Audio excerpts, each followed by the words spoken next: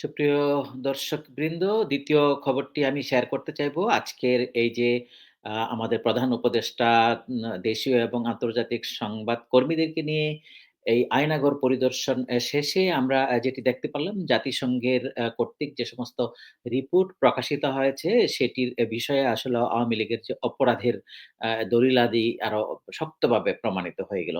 সেটি যেরকম জাতিসংঘের যে রিপোর্টটি মানবাধিকার কমিশনের সেখানে বলা হয়েছে যে আবু সাইদকে আসলে যেভাবে মারা হয়েছে সেটির আসলে সত্যতা পেয়েছে এবং বিচার বহির্ভূত হত্যাকাণ্ড এবং এটি আসলেও মানে নৃশংসতাকে ছাড়িয়ে গেছে।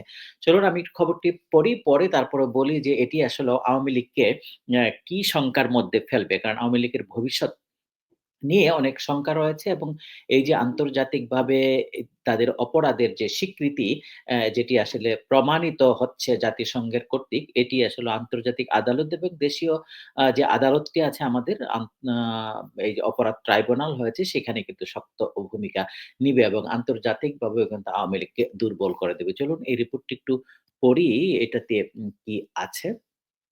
তাহলে বোধহয় হবে। এই যে পুলিশের বেপরোয়া গুলি, বিচার বহির্ভূত হত্যার শিকার আবু সাইদ এটি বলেছে জাতিসংঘ। যে রংপুরের বেগম রোকেয়া বিশ্ববিদ্যালয়ের শিক্ষার্থী আবু সাইদকে বেপরোয়াভাবে গুলি করেছে পুলিশ। তিনি বিচার বহির্ভূত হত্যার শিকার হয়েছেন। ভুক্তভোগী ব্যক্তি ও প্রত্যক্ষদর্শীদের বর্ণনা এবং ভিডিও ফুটেজের ভিত্তিতে আবু সাইদ হত্যাকাণ্ডের পুলিশের সরাসরি জড়িত থাকার যথেষ্ট যুক্তিসঙ্গত কারণ রয়েছে। ২০২৪ সালের ১লা জুলাই থেকে ১৫ই আগস্ট পর্যন্ত সংঘটিত ঘটনা প্রবাহ বিশ্লেষণ করে জাতিসংঘের মানবাধিকার বিষয়ক হাই কমিশনারের দপ্তর তথ্যানুসন্ধান প্রতিবেদনে একথা বলা হয়েছে। ওএইচসিএইচআর সামাজিক যোগাযোগ মাধ্যম থেকে পাওয়া আবু সাইদ হত্যাকাণ্ডের বিভিন্ন ভিডিও ও ছবি পরীক্ষা করেছে। এসব ছবি ও ভিডিও মনোনয়নের জন্য কাজ করেছে এবং ওএইচসিএইচআর এর ডিজিটাল ফরেনসিক। এরপর তারা প্রত্যক্ষদর্শীদের দেওয়া বক্তব্যের সঙ্গে ছবি এবং ভিডিও মিলিয়ে দেখে এবং হত্যাকাণ্ডের ঘটনাটি পুনর্নির্মাণের চেষ্টা করে। প্রতিবেদনে বলা হয় ৫ ভাই ও ৩ বোনের মধ্যে সবার ছোট ছিলেন ২৩ বছর বয়সী আবু সাইদ। পরিবারের মধ্যে তিনিই ছিলেন ১ম বিশ্ববিদ্যালয় পড়ুয়া। শুরু থেকেই তিনি কোটা সংস্কার আন্দোলনে অংশ নিয়েছিলেন। আন্দোলন চলাকালে গত বছরের ১৬ই জুলাই স্কুল ও বিশ্ববিদ্যালয়ের হাজারো রংপুরে বেগম রোকেয়া বিশ্ববিদ্যালয়ের আশেপাশে বিক্ষোভ করেন। বিশ্ববিদ্যালয়ের ১ নম্বর গেটে শিক্ষার্থীদের বড় একটি দল জড়ো হওয়ার পর উত্তেজনা বেড়ে যায়। জাতিসংঘের প্রতিবেদনে বলা হয়েছে ওএইচসিএইচআরকে দেওয়া পুলিশের প্রতিবেদন অনুযায়ী বিক্ষোভকারীরা যখন বিশ্ববিদ্যালয়ের গেট দিয়ে জোর করে ঢোকার চেষ্টা করেন, তখন ছাত্রলীগ, বর্তমানে নিষিদ্ধ ঘোষিত ছাত্র সংগঠন সমর্থকদের সঙ্গে তার সংঘর্ষ শুরু হয়। পুলিশ শিক্ষার্থীদের ছত্রভঙ্গ করতে গ্যাসের শেল এবং ফাঁকা গুলি ছুড়তে থাকে। পুলিশ বিশেষভাবে আবু সাঈদের প্রতি সম্মান আ জ্ঞান জ্ঞাপন করে জানিয়েছেন তিনি গুরুতর আহত হন এবং পরে রংপুর মেডিকেল কলেজ হাসপাতালে তিনি মারা যান। তার মৃত্যুর কারণ হিসেবে মাথায় আঘাত ও গুলির চিহ্নের কথা বলা হয়েছে। ওএইচসিএইচআর বলছে নির্ভরযোগ্য একাধিক ভুক্তভোগী ব্যক্তি এবং প্রত্যক্ষদর্শীদের বর্ণনা ও ভিডিও চিত্রের ভিত্তিতে আবু সাইদ হত্যাকাণ্ডের পুলিশের সরাসরি জড়িত ও দায়ী থাকার বিষয়টি যথেষ্ট বিশ্বাসযোগ্য এবং এর পক্ষে যুক্তিসঙ্গত কারণ রয়েছে। জাতিসংঘের তথ্যানুসন্ধানে প্রতিবেদনে বলা হয়েছে ছাত্রলীগ সমর্থকদের সহযোগিতায় পুলিশ লাঠিসোঁটা নিয়ে শিক্ষার্থীদের উপর আক্রমণ করে। প্রত্যক্ষদর্শীদের মতে আবু সাইদও মারধরের শিকার হয়েছিলেন। পুলিশ বিক্ষোভকারীদের উপর কাঁদানে গ্যাস, প্রাণঘাতী মেটাল প্যালেটসে ভরা শটগান দিয়ে গুলি করে। গুলিতে বেশ কয়েকজন শিক্ষার্থী আহত হন, তাদের মধ্যে একজনের চোখে অনেকটাই ক্ষতিগ্রস্ত হয়েছেন।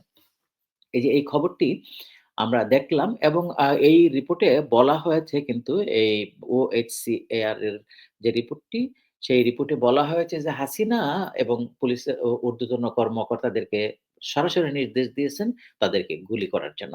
তো সেই ক্ষেত্রে এই যে অবস্থাটি, এটি কিন্তু জাতিসংঘের এই আন্তর্জাতিক মানবাধিকার কমিশনের যে রিপোর্টে এটি উঠে এসছে এবং সেটি কিন্তু আন্তর্জাতিক দলিল হিসাবে বিবেচিত হবে।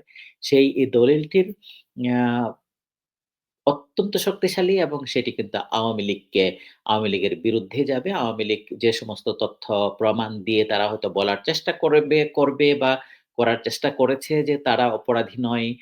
এটি সংঘর্ষের মধ্যে হয়তো ঘটেছে অথবা এই সংঘর্ষের ভিতরে দুষ্কৃতিকারীরা ছিল, তারা আবু সাঈদকে গুলি করেছে।